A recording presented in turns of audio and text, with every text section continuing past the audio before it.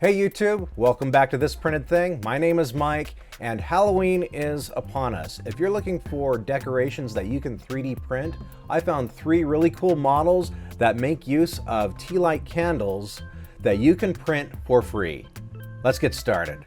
So this first model that we have is the Halloween Haunted House LED Tealight scene designed by SH Designs. Essentially, this is really the easiest model of the 3. You have a base and then you have 3 layers of silhouette. So we're going to put this one here, and you got to bend the layer just a little bit to fit it into these slots. And it requires a little bit of force. And then you've got this one here, this second layer, which is the house itself. And last, you've got your front layer, and it just goes in just like this. You got to make sure that it all goes into the groove though. So I did not. I'm gonna have to pull it out. There we go.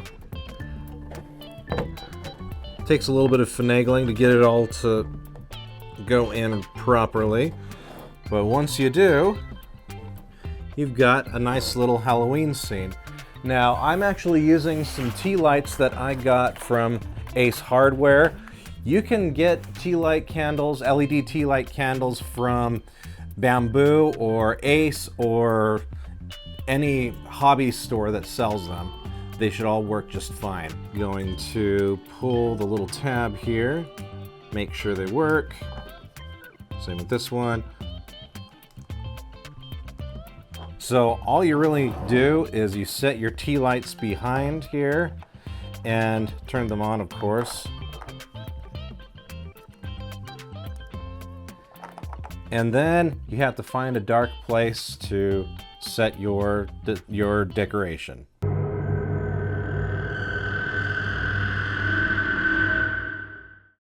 Before I show you our next model, I'd like to take a moment to thank our sponsor for this video, PCBWay.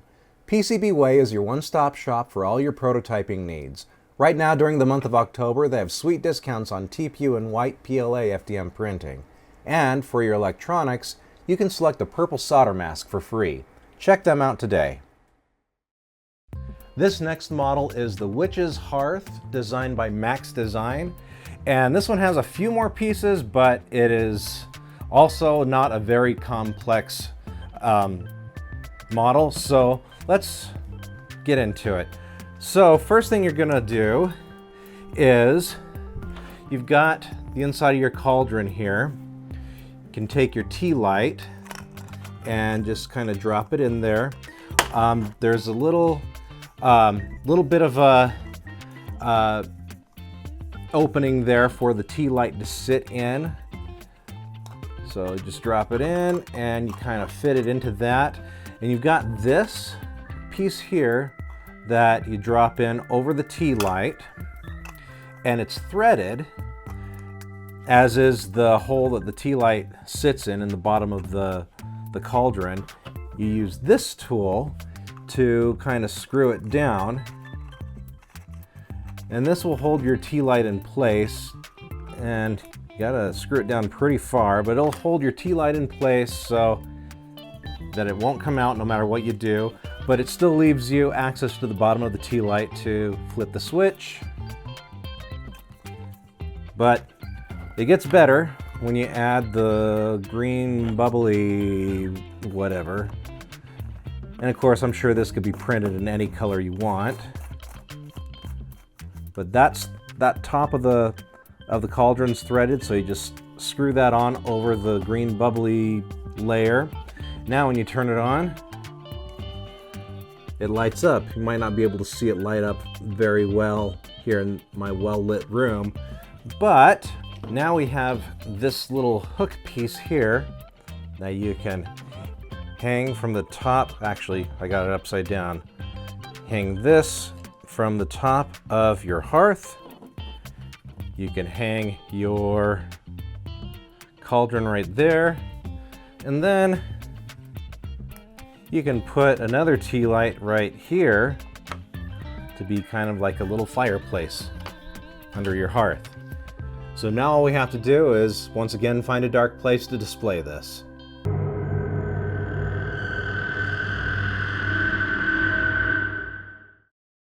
Here we have my favorite of the three models, which is the Lantern of the Undead, designed by Stratolab. And nothing too complex here. You have holes at the joining sections of each piece, and you have these pins that you put in the holes. Now, you don't necessarily have to glue these things, I suppose, but if you want it to be super stable and permanent, I'd recommend it.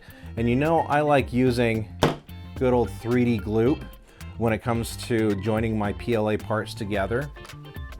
So the first thing you're going to want to do is make sure you have things figured out as to how they go together. I obviously do not yet. Okay, these two pieces join up there, and this being the hand is going to join down here. So we'll want to kind of remember this orientation. And so just to make sure, once again, that goes here, there. So this is the part that we want to join to our base. And our base I printed in Amelin wood filament. This is the walnut wood color. And before we put in our pins, I'm going to put down just a small bit of 3D glue. The nice thing about 3D glue is it really doesn't take much in a lot of cases. So I'm just going to add some here to the center, and it will actually chemically bond the two pieces together. I'm going to put in my pins.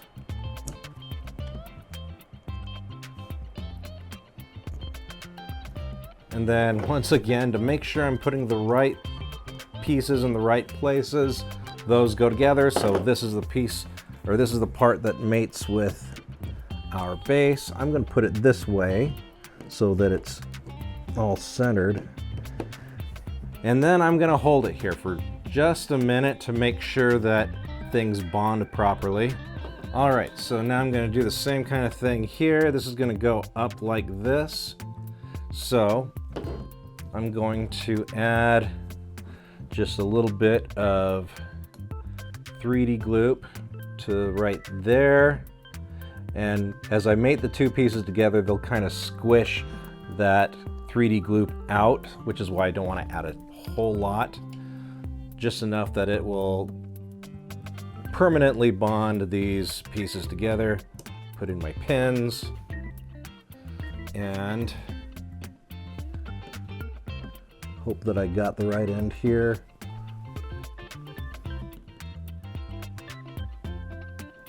And of course I don't, so I'm glad I didn't press it down all the way. Yep, here we go. That's the right end. And once again, I'm just going to hold it here for a minute to make sure that these pieces bond. So the last piece we have here is our hand. Now, I like to use my own presets when I print models. I recommend, however, if you are like me and you like to do likewise, when you go to print the hand, use the settings that the designer has set up in the 3MF file. Otherwise, you may get undesirable results. I had to print this hand twice because my profile did not print it well. Just because of all the supports that have to go in here. The person who designed this, when they set up the 3MF file, they really did set up everything in an optimal way for it to print correctly. So let's go ahead and add some 3D glue to our wrist here. Just enough for it to bond. And we squish the parts together. Push in our pins. And join the hand. And like before, I'm going to just hold these parts together like this for a minute, just to make sure that they bond well. So now we have this cool arm sticking out of our base. Now we need to put together the lantern that's going to hold our Tealight candle. Now, I'll tell you right now that it's probably best if you print this lantern and the other pieces that are associated with it at about 105%, because I found that at the size that it was designed, my Tealight couldn't quite fit into that hole on the inside. So yeah, just keep that in mind. But you've got a groove here on the underside of the top. Of course, that will mate with this. Might be a little easier with super glue, just because with the super glue nozzle, it'll be easier to get the glue down into that little track. I'm still going to use the 3D glue because I'm a masochist. I don't know. I'm not going to go all the way around though on this track. In fact, I'm just going to apply glue in 4 key areas around the track.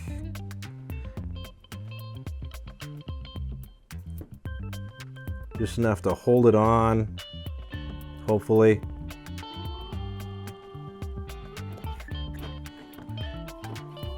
And then I'll press it together real good. Now this ring is going to go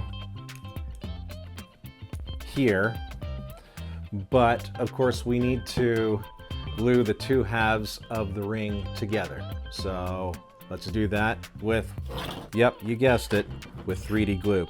And again, this might be a little easier with super glue, just because 3D glue has a little bit of a big brush.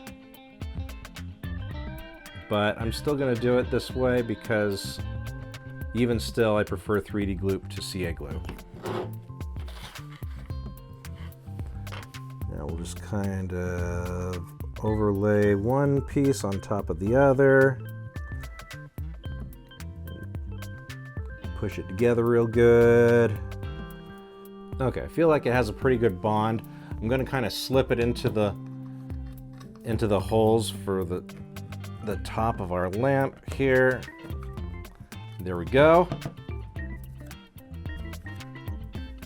And now we can just kind of slip this into the fingers of our skeleton arm, and let's add a Tealight.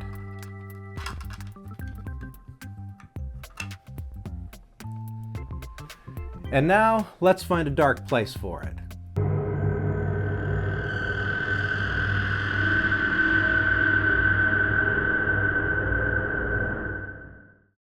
So there you go.